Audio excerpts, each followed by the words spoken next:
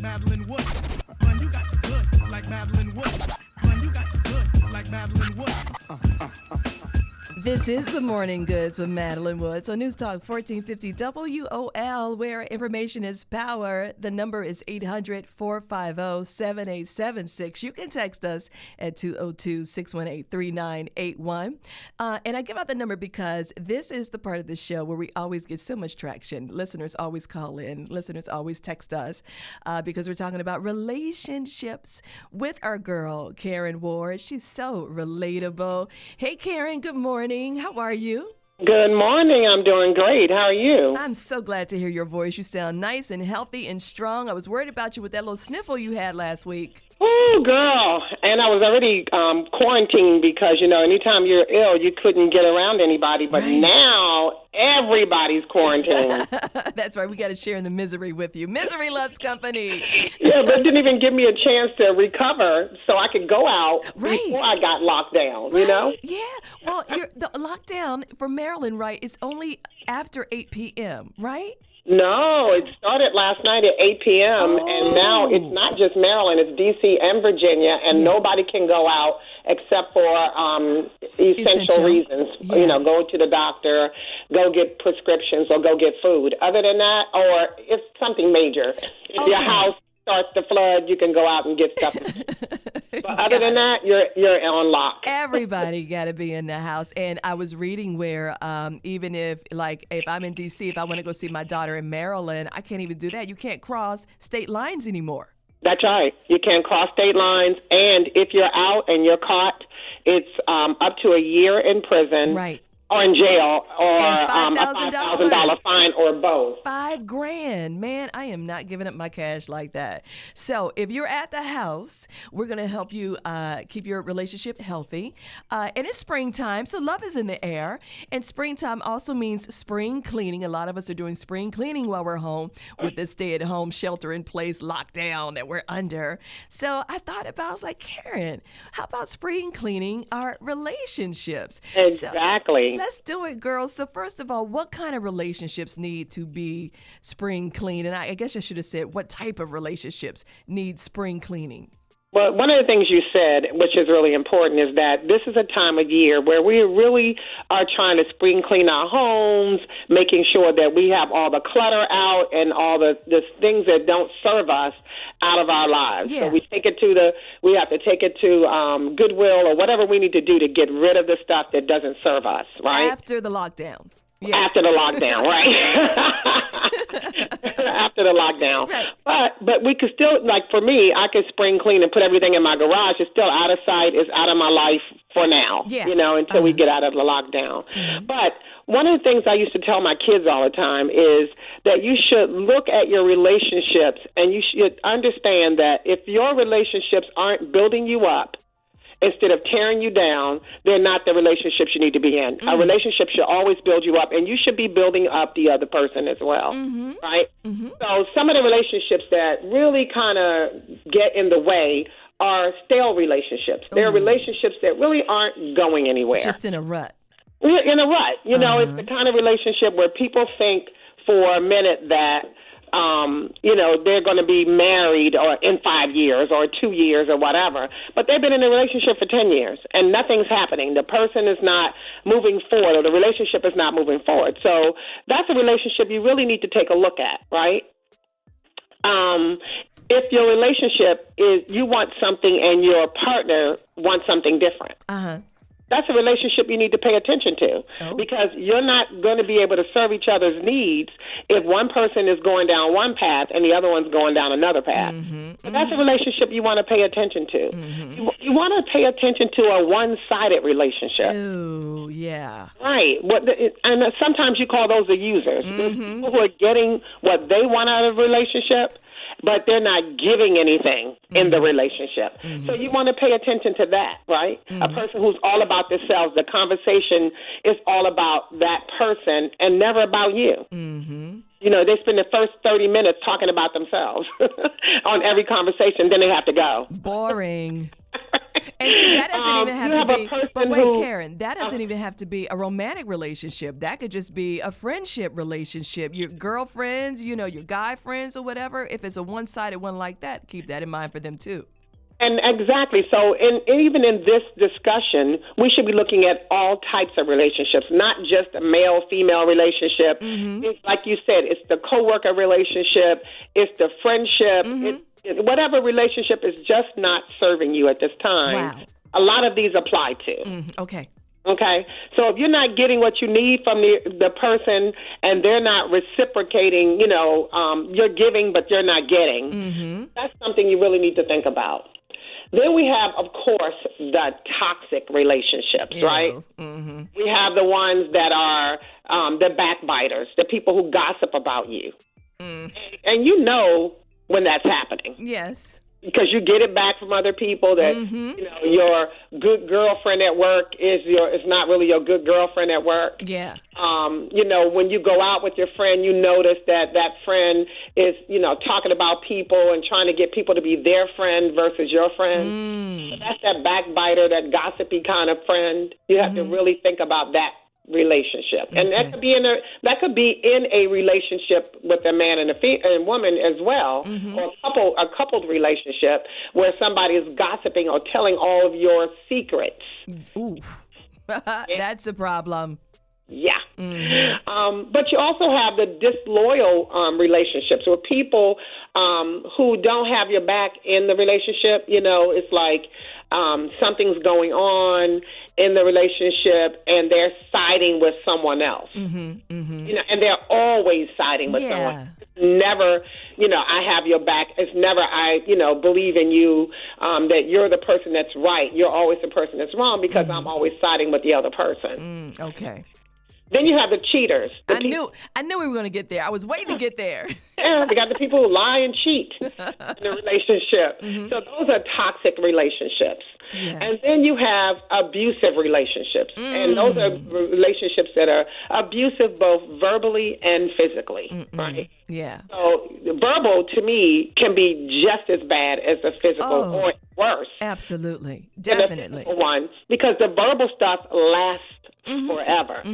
It's the lies that we allow people to tell us, and it's the lies that we believe about ourselves. Ooh, okay. So it's spring cleaning time. That means we got to throw some stuff out, but we're on lockdown right now. So you might be in a situation where you can't get this person out of your life or out of your relationship.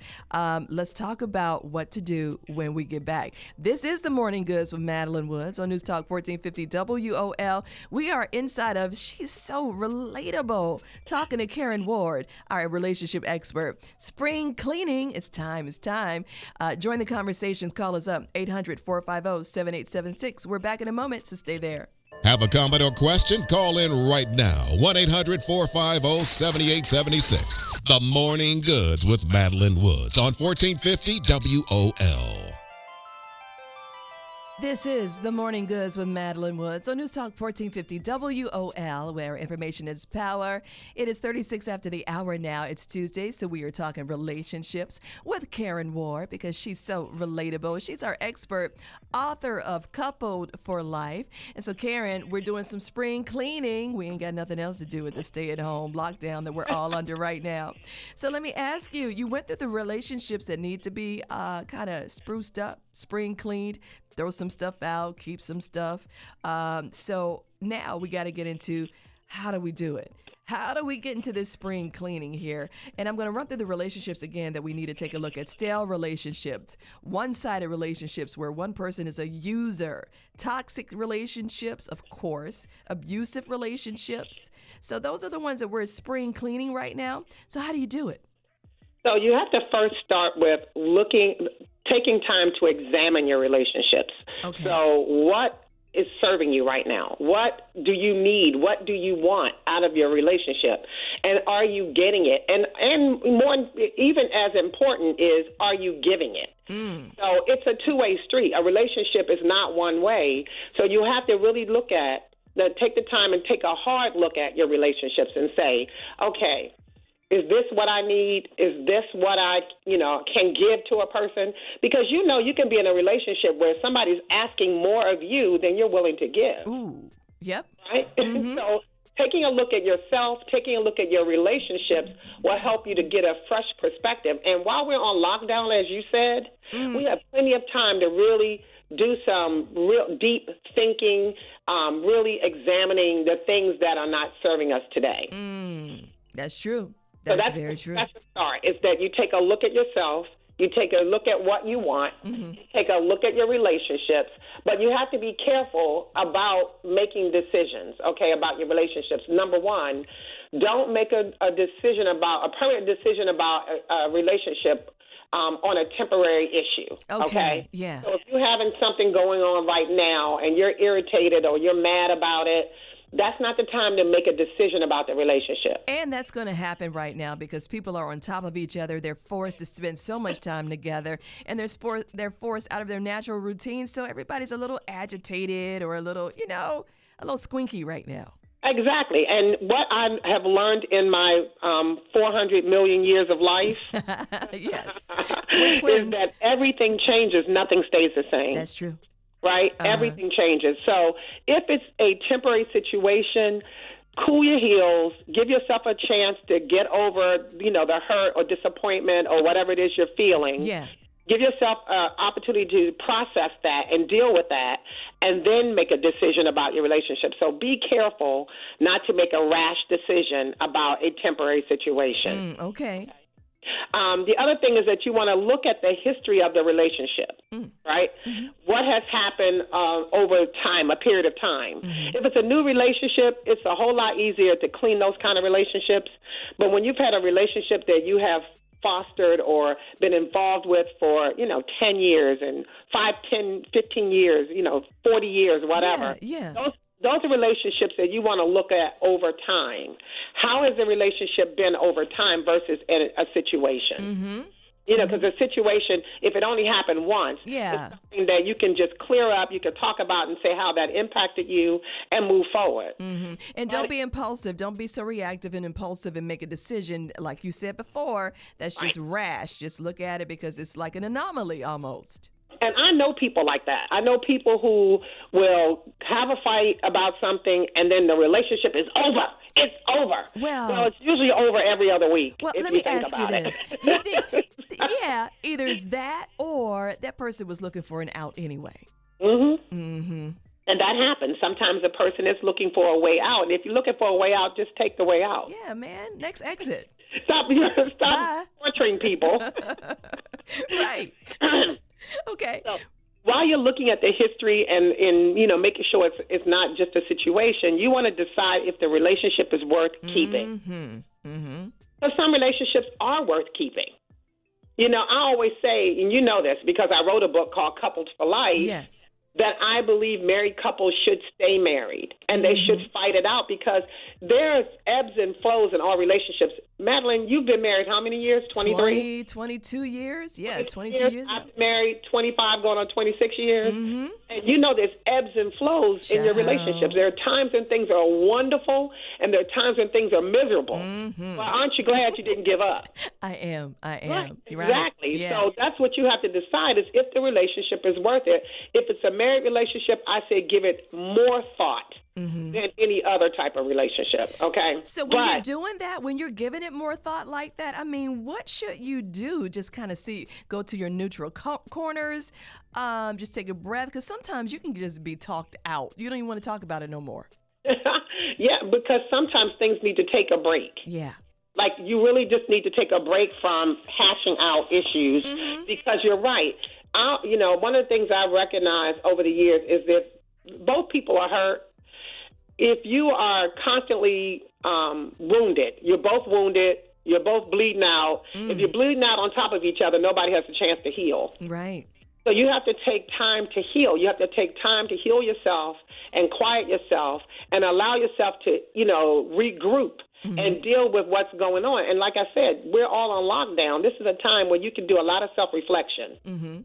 And so you deal with yourself because that's the person that you can fix is yourself. Right? I know you say that all the time. It's never anybody else's fault. You got to deal with yourself. I don't want to hear that sometimes. And it may be somebody else's fault. Right. However, how you approach it is your deal. Okay.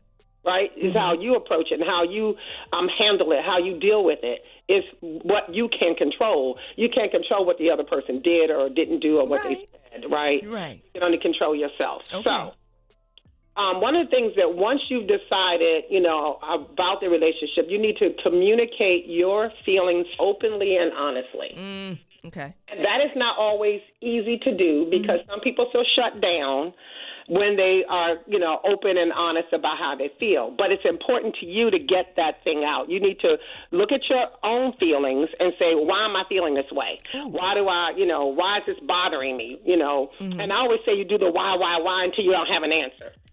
So in other words, somebody hurt your feelings. Why is that bothering me? Well, it's bothering me because I don't like the way he was talking to me. Well, why is that bothering you? It bothers me because somebody's always, people have always talked to me in disrespectful ways. Well, why does that bother you? It bothers me because it makes me feel like I'm not of value. Well, why does that bother you? You keep working that thing down until you get to the core of it. Well, I wanted to get to the bottom of that one. The way you were answering it, sit tight with me, Karen. We're going to get to the bottom of that. Why? That's bothering me because my parent or significant other or friends or somebody. No. Wait.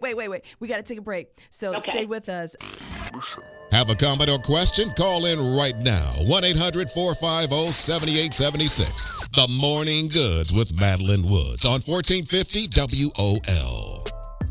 This is The Morning Goods with Madeline Woods on News Talk 1450 WOL, where information is power. We are talking to Karen Ward. She is our relationship expert about spring cleaning your relationships, the ones that you don't need anymore, the ones that just might need a little sprucing up. So, Karen, you were walking us through getting back or getting real with yourself, finding out the why of why something upsets you in a relationship.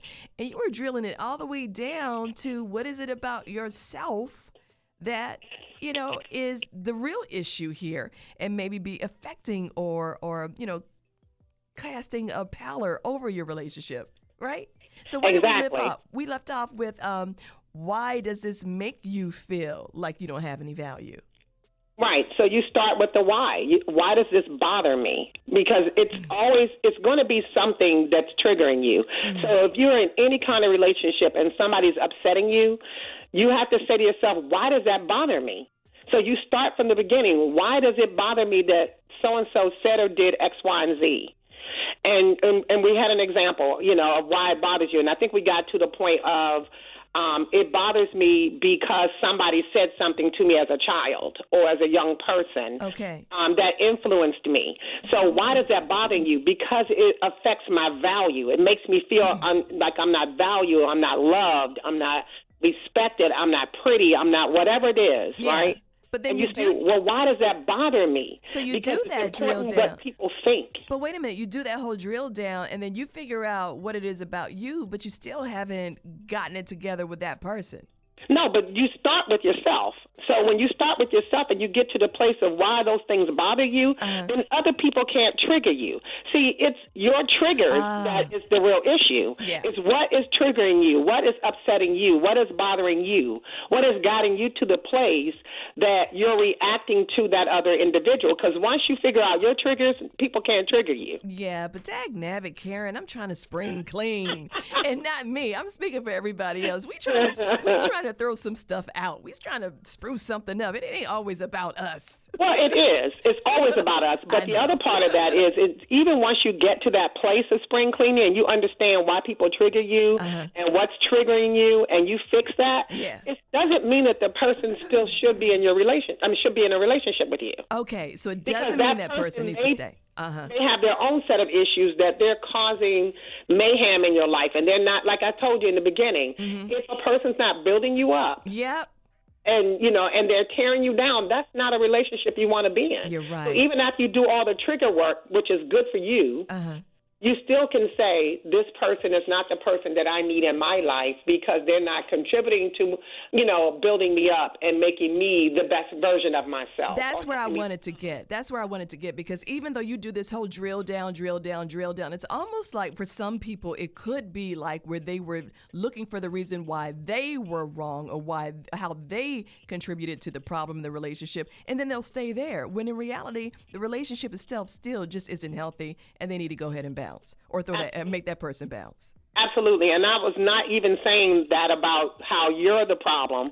It's how you respond to the problem. Yes. Is what I'm talking about. Gotcha. And so once you figure that out, then you're stronger, because that can never hurt you. That's true. To become stronger in yourself, but it also allows you to see clearly if the relationship is working or not working for you.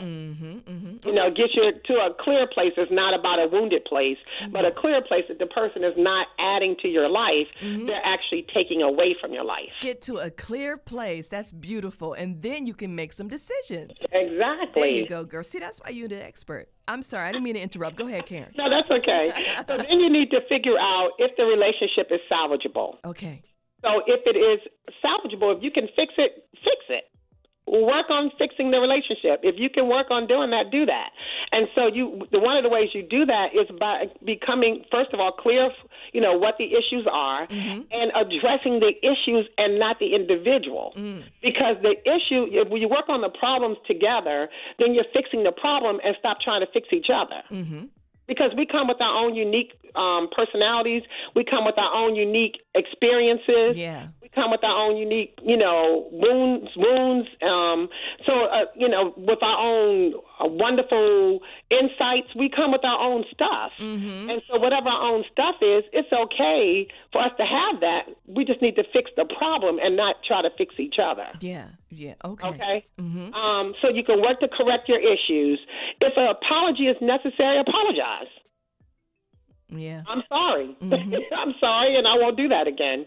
Because that's more important. That people are okay with you apologizing as long as you fix the issue. Yeah. Once you apologize, you say, I'm never going to do it again. I'm working to never do that again. And you actually work to do that, right? You know something that's funny, and I joke a lot when I talk to you because it's just fun. But I am big on apologies. When I'm wrong, when I know I'm wrong, I am quick to apologize, only because it diffuses the entire situation. Sure. It puts a pin in an argument immediately, because if I have come to you and I said, you know what, I'm wrong, I'm sorry about it, I'm so sorry, what are you going to say next? You're going to keep repeating yourself about how mad you are? Right. I know you mad. I know you wrong, and I'm sorry that I got you there. I'm sorry. So now let's not move on, but let's figure out how to go forward from this point. I just think that's a really powerful thing to use. People are really reluctant to apologize or to say, I'm sorry. And I just don't understand that, because when you're wrong, and you're the first one to know that you're wrong. That's right. But, there's some of us who know that we're wrong, but we can't admit that we're wrong because it does something. It's one of those things that it does something to us to say that I was wrong about that situation. It almost feels like you are losing some of your power in the relationship, right? So those are some of the things you have to drill down and try to figure out. Is that my issue? Is that the reason why I don't apologize? It's because it's a control issue, and why am I feeling that way? You go through the whys again. She done brought it all the way back to you got to look at yourself. Look at yourself. And then once you do that, if you're in a position where somebody's apologizing to you, be the bigger person and forgive. Because forgiveness is about you too. It's about freeing you from the pain and the hurt of a situation. Yeah. Right. So forgive people. That's huge. Forgive. If this is the relationship you want to stay in. If it's a relationship you want to stay in. No, you're supposed to forgive anyway. You're supposed to. Regardless, you're absolutely right. You should forgive anyway. And you should make it clear, no matter what, I forgive you. I always find it interesting, and I know Madeline, being in the media profession, that you've seen people who somebody's murdered their child, and that person says, I have forgiven them because I'm not holding on to that pain and hurt for the rest of my life, because it only tears you up. Yeah. So even in these kinds of relationships, forgiveness is key. You have to be able to forgive. I'm not saying forget, because forgetting is more complicated. It's more difficult to do. When something happens, it'll bring those thoughts back up. I'm saying forgive means I won't keep beating you upside the head with it. Right. I'm just going to let it go. Okay. This is the Morning Goods with Madeline Woods on News Talk 1450 WOL. We are inside of She's So Relatable with Karen Ward. If you have relationship questions, you have relationship questions that you want to text us, the number is 202-618-3981, or you can call us and talk to Karen.